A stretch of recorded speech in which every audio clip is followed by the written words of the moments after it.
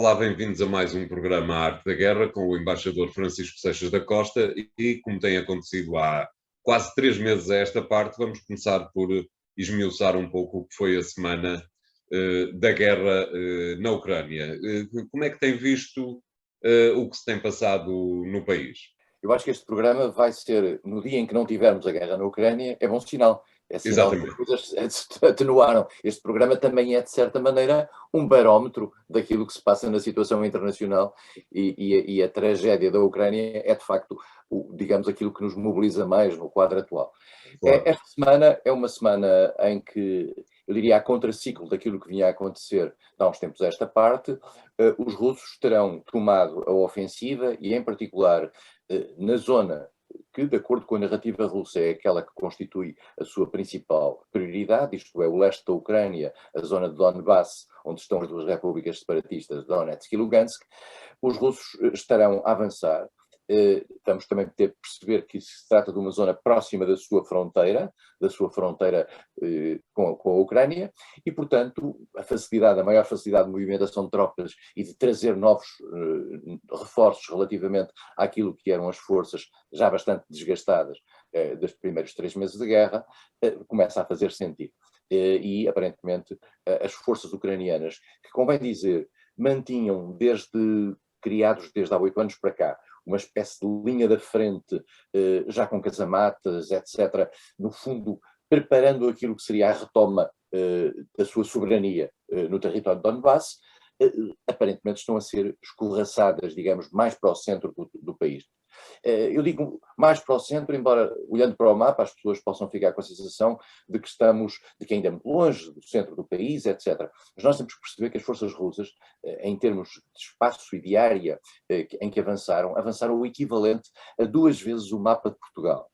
E, portanto, tudo isto, em termos de avanço de tropas, de combate relativamente àquilo que eram as defesas ucranianas, traduz, de facto, uma supremacia aparente, segundo as próprias forças ucranianas, das forças convencionais russas nesta altura. Portanto, este é, digamos, no terreno, esta é a zona mais importante. No momento em que falamos, está rodeada a uma cidade, Sievierodonetsk, que aparentemente é uma cidade-chave por um conjunto variado de razões que tem a ver com as linhas de caminho de ferro, com as linhas rodoviárias, etc., nessa área. E a Ucrânia está numa situação, eu diria, defensiva, à espera um pouco daquilo que vai ser ou poderá ser o reforço de armamento sofisticado que possa compensar a diferença que tem neste momento face aos russos. E depois há a situação no Sul.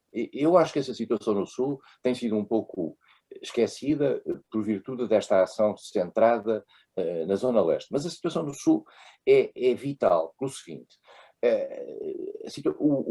Rússia procurou, em primeiro lugar, passar Mariupol e fazer uma ligação, no fundo, entre a Zona Leste e a Crimeia. E, em particular, e nós já não nos lembramos muito disso, há forças que saíram da Crimeia logo no início da guerra para a zona de Kherson, que é imediatamente a norte da Crimeia. Dir-se-á, bom, é a tentativa de criar uma nova frente. Bom, há ali um ponto extremamente importante e que só se percebe estudando aquela região. É que Kherson é a zona que tem água e a Crimeia não tem água. E a Crimeia vivia há 8 anos sob uma fortíssima dificuldade no abastecimento de água.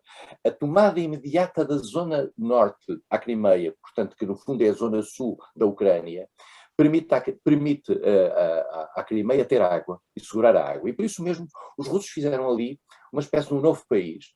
Já falámos aqui, a República de Kherson, que nós nunca tínhamos ouvido falar que houvesse uma reivindicação nacionalista na República de Kherson. Pois já criaram, é uma república onde havia de facto, é uma zona onde havia de facto muitos russos, isso vê-se aliás pelos mapas eleitorais do passado, nas zonas pró-russas e nos candidatos pró-russos, é hoje muito evidente isso. E a Rússia está ali a tentar criar uma testa de ponte. A dúvida é se essa testa de ponte é apenas para segurar essa área ou se pretende ir mais para o Ocidente e tomar Odessa. A doutrina divide-se nessa matéria, há quem diga que pretende tomar Odessa e pretende depois fazer os 200 e tal quilómetros que levam até à Transnistria, que é uma faixa no ocidente da Moldova, onde há uma república separatista da Transnistria, e que é pró-russa, que já pediu até para ser integrada na Federação Russa, que seria uma espécie de uma ilha, nesse caso, mas se tivesse essa testa de ponte, deixaria de ser uma ilha, passaria a ser uma espécie de ligação completa. E essa ligação a acontecer, e essa digamos, a possível tragédia da Ucrânia, significaria que a Ucrânia ficaria sem acesso ao mar. E ao ficar sem acesso ao mar, naturalmente ficava desmunida de qualquer capacidade de utilizar a sua própria economia. E esta questão que temos vindo a ver nos últimos dias, que é a dificuldade da Ucrânia, que é um dos maiores exportadores do mundo de cereais, de conseguir chegar ao mar Negro, já que o mar de Azov já está totalmente na posse da Rússia, é fundamental para a economia da Ucrânia. A Ucrânia não tem maneira de fazer sair os seus cereais para a Polónia. E, portanto, há aqui, pode fazer alguns, mas não necessariamente para uma economia que viria daquilo. Claro. E, portanto, é uma situação muito, muito complexa. Portanto, este é um momento em que se começa a falar também de negociações. Houve uma intervenção muito polémica, aliás, o presidente Vladimir Zelensky reagiu a isso do antigo secretário de Estado americano, Henry Kissinger, que diz que a Ucrânia tinha que fazer concessões de natureza territorial e fazer uma acomodação com a Rússia. Zelensky, enfim, e era expectável, isso recusou e disse que Kissinger estava a ver a história à luz dos exemplos dos anos 30 e não necessariamente daquilo que é a atualidade. Portanto, se me permite interromper, só para lhe colocar uma questão exatamente que tem a ver com isso. É evidente que Zelensky reagiu mal às palavras do antigo secretário de Estado norte-americano, mas a pergunta é até que dia é que o Ocidente conseguirá não dar ouvidos a esse ex-secretário de Estado? António, há uma questão Aliás, se me permite, volto a interrompê-lo desagradavelmente. questão.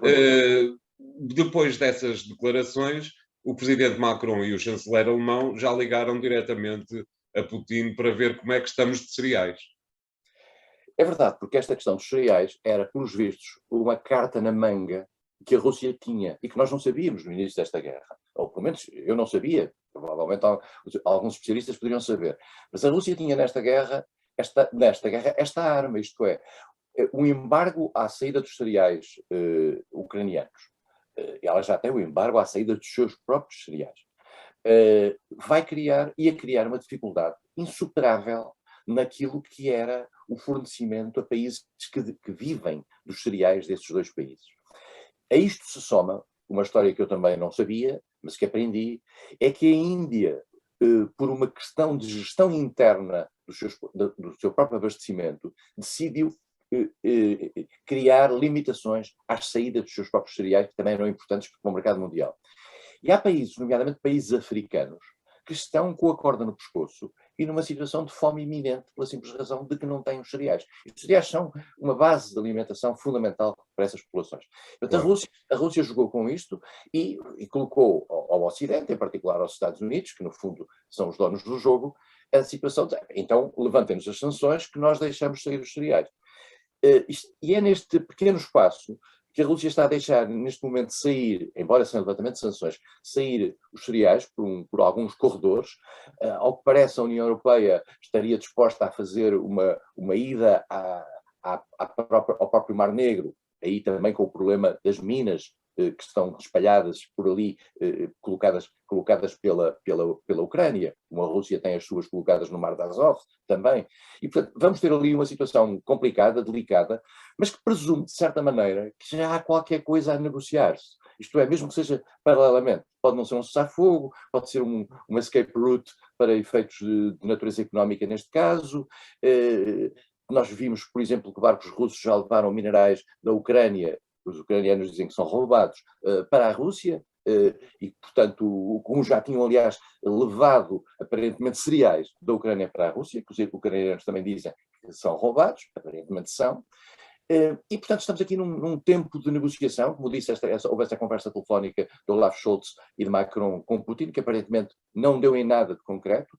Nós sabemos que há, ao nível de questões que presumimos ligadas a armamentos nucleares ou não convencionais, conversas entre os americanos e os russos. Houve uma reunião que foi divulgada entre o chefe das Forças Armadas americanas e o chefe das Forças Armadas russas. Há indicações russas, não desmentidas por Washington, de que há negociações para em torno daquilo que podia ser o Tratado START II, o novo Tratado START, que tem a ver com as equivalências de forças. Nós temos que perceber que, para além da questão da Ucrânia, há a questão global entre as superpotências. Pode-se dizer, a Rússia não é uma superpotência, os adjetivos aqui não interessam, tem aquilo que é importante para ser uma superpotência militar, que é as armas nucleares. E é essa questão que está a ser discutida. Claro. Portanto, estamos aqui num terreno ainda de alguma flutuação, não sabemos bem o que é que se está a passar nos bastidores, mas, por exemplo, este acordo para que haja uma missão protegida da União Europeia para chegar ao Sul, para poder levar os tais abastecimentos de cereais, é sinónimo que há qualquer coisa a falar-se, e nestas coisas de guerra, às vezes a melhor maneira é não utilizar, digamos, os canhões dos mídia e as coisas discretamente. Claro. Muito bem, vamos fazer aqui o primeiro intervalo do programa de hoje. Voltamos já de seguida com um novo tema. Até lá.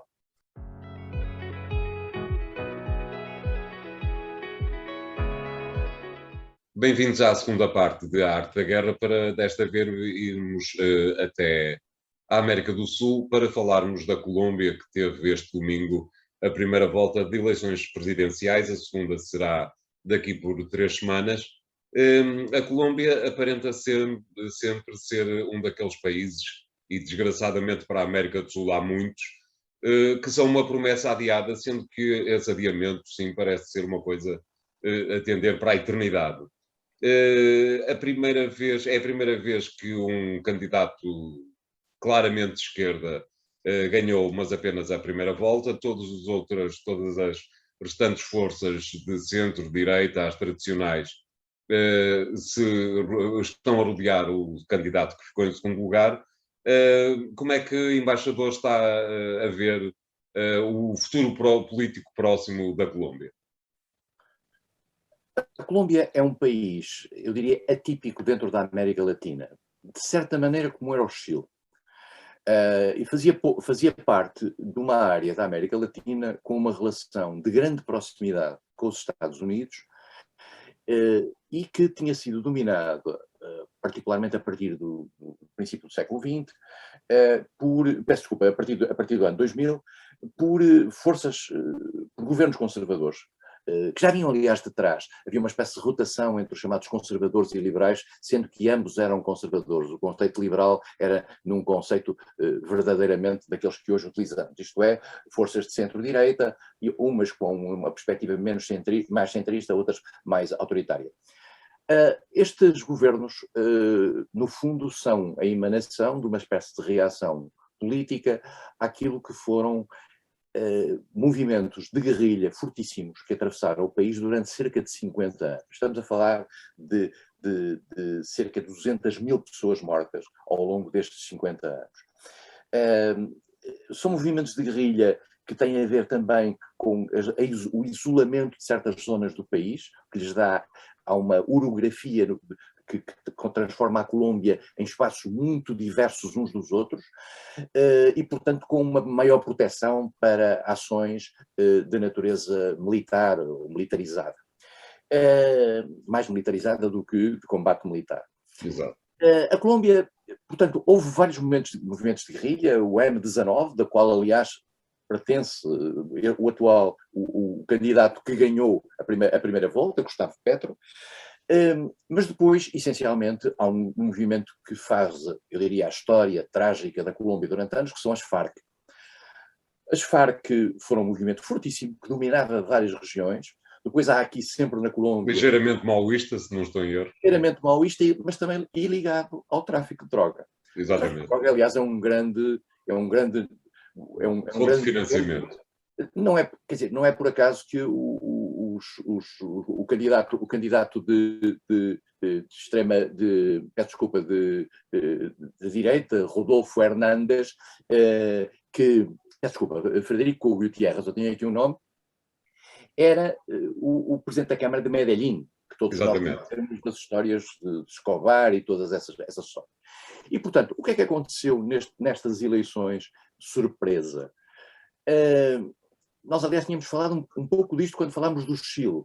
em que de repente também apareceu um candidato de ruptura, depois de umas grandes manifestações públicas, manifestações que têm a ver com as desigualdades, tudo isto potenciado também pelo Covid, mas um mal-estar muito grande. Houve um cansaço aparente na Colômbia relativamente à classe política, mesmo àquela que se alternava no poder.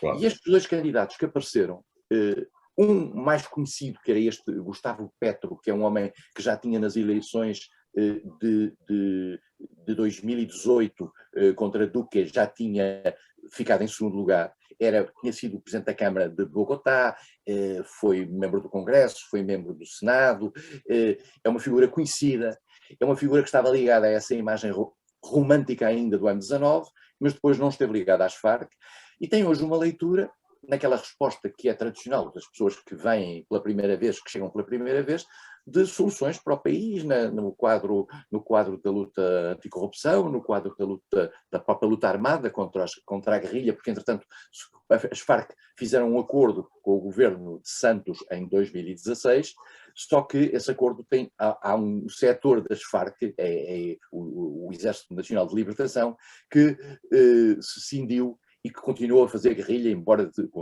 com força muito, muito limitada. E a própria classe política dentro da Colômbia vive dividida entre aceitar o acordo que Santos fez, e por isso Santos foi Prémio Nobel da Paz, aliás, por ter feito da coragem aquilo que se chama a paz dos bravos, ter feito esse acordo, mas a sociedade política vive muito dividida. E, portanto, há neste momento uma emanação mais à esquerda, que é o caso de Petro, e há uma emanação mais à direita, que é uma figura da finança colombiana ligada aos mídias, que se chama Rodolfo Hernández. É uma figura pouco conhecida, e enquanto que Petro era um nome de que se falava, Hernández surge do nada, teve 28% nestas eleições, vai ter o seu candidato, o Petro, teve 40%, portanto está a 10 pontos de poder ganhar a segunda volta, sendo que o terceiro candidato, o tal antigo presidente da Câmara de Medellín, vai votar a favor do candidato conservador. Isto, em princípio, não deve ser suficiente para lhe garantir a vitória e, portanto, muito provavelmente a Colômbia, no dia 19, creio eu, 19 de junho, vai ter um presidente mais à esquerda. E portanto, é uma primeira vez na Colômbia. Houve algumas conflitualidades entre, por um lado, este candidato e as Forças Armadas, algumas acusações mútuas. Os sinais que aparecem, e isso também tem a ver com uma espécie de orgulho nacional colombiano, nunca houve golpes de Estado militar na Colômbia. Exato. Esperemos que isto continue a ser assim, mas também é verdade que também nunca houve governo de esquerda na Colômbia. Exatamente. Ajuda a que não haja golpes de Estado militares. E, portanto, vamos ver a atitude contra os Estados, em relação aos Estados Unidos.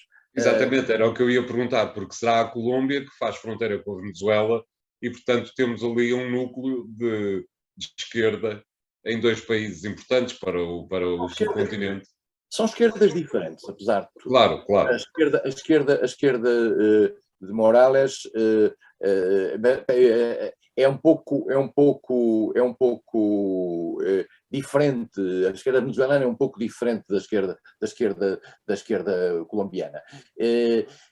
O que aconteceu foi o seguinte, é que na realidade o atual governo colombiano reconheceu Guaidó como presidente da Venezuela, e isso vai ser revertido seguramente. Portanto, digamos que vai haver uma aproximação. Isso tem naturalmente efeitos na relação com os Estados Unidos, que por sua vez tem um acordo de natureza comercial com a Colômbia, que o tal candidato, que provavelmente vai ser presidente, quer denunciar. Isso é uma questão manifesta que se vai ali e que se vai ter ali lugar. Portanto, a Colômbia, que era um bastião, em primeiro lugar, da luta anticomunista, durante toda a Guerra Fria, depois da luta contra o tráfico de drogas, através da presença até física da DEA, da Polícia para as Drogas, e que era um fiel aliado dos Estados Unidos, pode pela primeira vez ter, digamos, uma dissonância relativamente a isso. Vamos ver o que é que se vai passar e, em particular, qual é o sentido interno disto.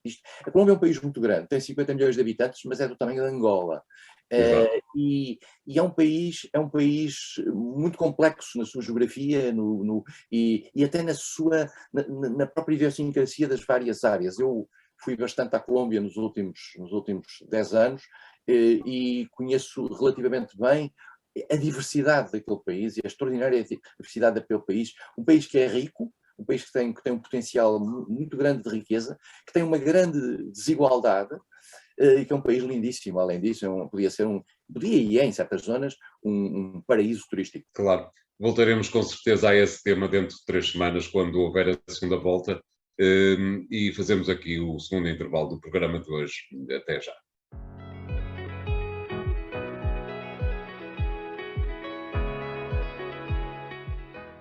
Bem-vindos à terceira parte de A Arte da Guerra, desta vez para ouvirmos o embaixador Seixas da Costa sobre este tema de mais um massacre numa escola, desta vez no Texas. É realmente mais um, estão sempre a acontecer, desta vez ainda com esta coincidência traumática para quem está ligado às muitas mortes que aconteceu, de ter havido logo no fim de semana seguinte uma convenção da National Rifle Association, que é tida como a mãe de todos os males, pelo menos por uma parte da sociedade norte-americana, mas é bom que se diga também por uma parte do resto do mundo.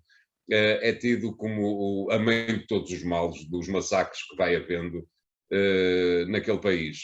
Como é que viu tudo isto que aconteceu nesta última semana e também o facto de Donald Trump não ter conseguido suster-se e ter, mais uma vez, vindo apelar a que as armas sejam legais para combater as armas, o que é sempre uma coisa levemente difícil de explicar.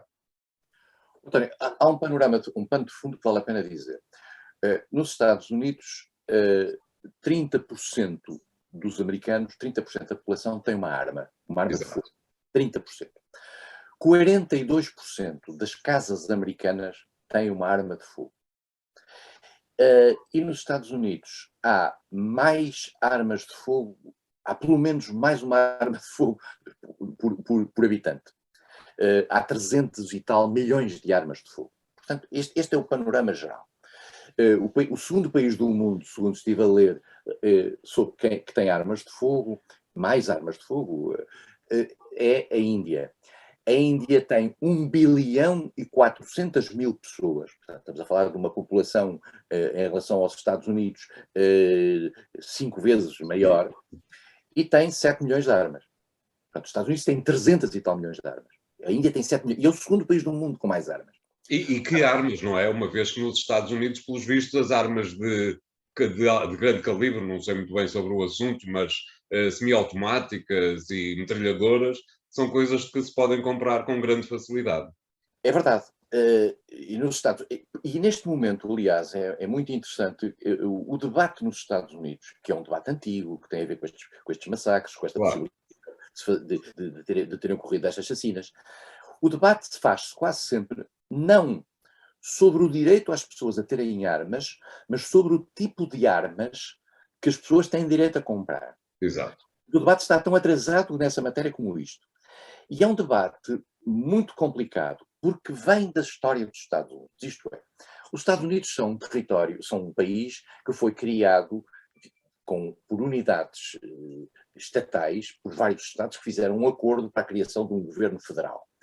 Esse governo federal, durante muitos anos, ainda hoje em muitas áreas, não tem um poder de natureza nacional. Nós julgamos que os Estados Unidos vivem todos marcados pela lógica de Washington. Não, há muitos poderes que são delegados nos Estados. E houve sempre a noção que em determinados territórios em que o chamado poder federal era fraco, as pessoas tinham que ter direito a autodefenderem-se e tinham que ter armas não para atacarem ninguém, mas para se defenderem. No sentido de garantir que pudessem continuar a sua vida sem ter que recorrer necessariamente ao Estado. Aliás, se reparar bem, os xerifes nos Estados Unidos ainda hoje são eleitos. São eleitos pelas localidades. São eles que definem quem é o poder, a autoridade em matéria de ordem pública. E esta história que nós temos sempre a ideia, em todo o mundo, menos nos Estados Unidos, que o Estado tem um monopólio da violência em matéria de armas, nos Estados Unidos não é assim. Nos Estados Unidos os cidadãos têm o direito de ter armas. Isto é uma coisa que é defendido pela National Rifle Association, que curiosamente teve um congresso cujos debates são também um termómetro extraordinário para se perceber a vida nos Estados Unidos.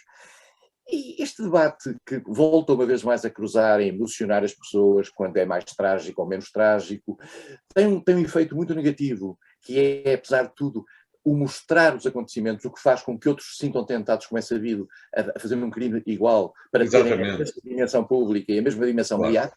Esse é sempre um problema da divulgação dos crimes, não é? E nós conhecemos isso também em Portugal. Sim, mas claro, mas existe sempre aquela questão, se a possibilidade de ter uma arma em casa fosse até ao nível da fisga, com certeza que não havia estes problemas. Portanto, quando há esses mimetismos, eles só acontecem porque alguém tem armas semelhantes para poder fazer a mesma miséria. E é muito difícil, vai ser muito difícil tirar as armas, os tais 300 e tal milhões de armas que existem nos Estados Unidos, porque aparentemente uma coisa é um relativo controle e identificação, quando se compra uma arma aqui ou ali, podem-se comprar armas automáticas com relativa facilidade. É mais fácil em alguns estados as crianças comprarem uma arma do que conseguirem beber álcool. Exato. Esperamos, aliás, que não façam as duas coisas ao mesmo tempo. E, portanto, a arma está hoje ligada àquilo que é a segunda emenda à Constituição Americana.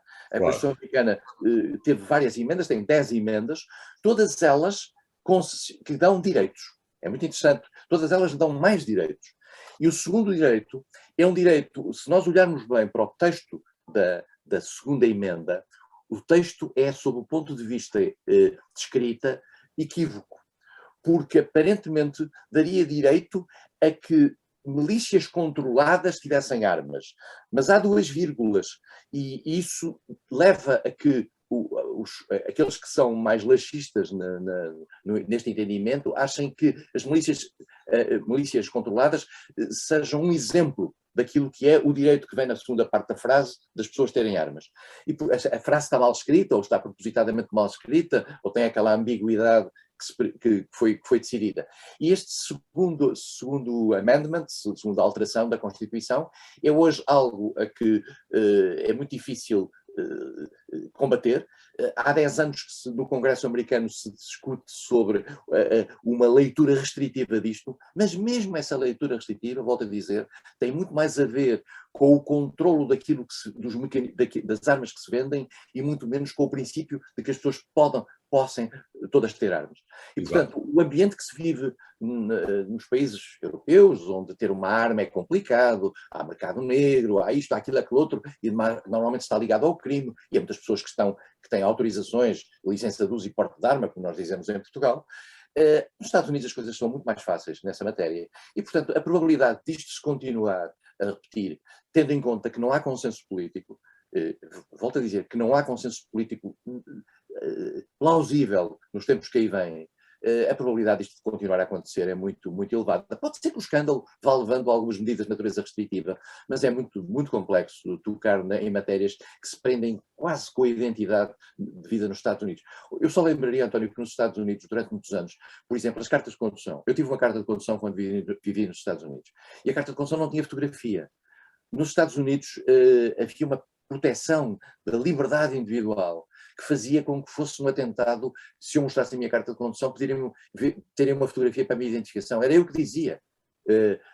No Reino Unido também era assim. A lógica anglo-saxónica em matéria de liberdades também tinha um pouco a ver com essa ideia de que as pessoas, se forem perguntar, mostre-me a sua identificação, deixe-me ver a sua fotografia, as pessoas podem responder, mind your business. Não sei se hoje em dia as coisas já são assim, com o terrorismo, etc. As coisas já estão muito mais complicadas. E depois há também a questão de, ainda relativamente à questão das armas, ser algo de absolutamente transversal, isto é, não se consegue fazer uma distinção entre republicanos e democratas no que tem a ver com a possibilidade e a vontade de continuarem a ter armas. Os democratas estão mais abertos às restrições. Sim. bastante mais abertos às restrições. Aliás, tanto o presidente quanto a vice-presidente fazem parte da lista dos indesejáveis, entre aspas, da National Rifle Association. A National Rifle Association é poderosíssima, financia vários congressistas americanos, mas financia, estamos a falar de milhões de dólares. Aliás, a lista está feita, que são aqueles que dentro do Congresso promovem esses interesses. A lógica que nós também achamos um pouco bizarra, por exemplo, em Portugal, de um deputado, no caso dos Estados Unidos, um congressista ou um senador, ser financiado por um interesse privado que leva a que esse congressista ou senador defenda esse interesse privado no Parlamento, desde que essas verbas sejam utilizadas, digamos, não sejam para consumo pessoal, e seja para consumo de natureza política, são lógicas diferentes desses países face a nós. Claro, claro. Muito bem, obrigado, embaixador Seixas da Costa. Continuem a acompanhar estes temas e outros nos programas de vídeo e nos podcasts da JETV e também nas nossas redes sociais. Até para a semana.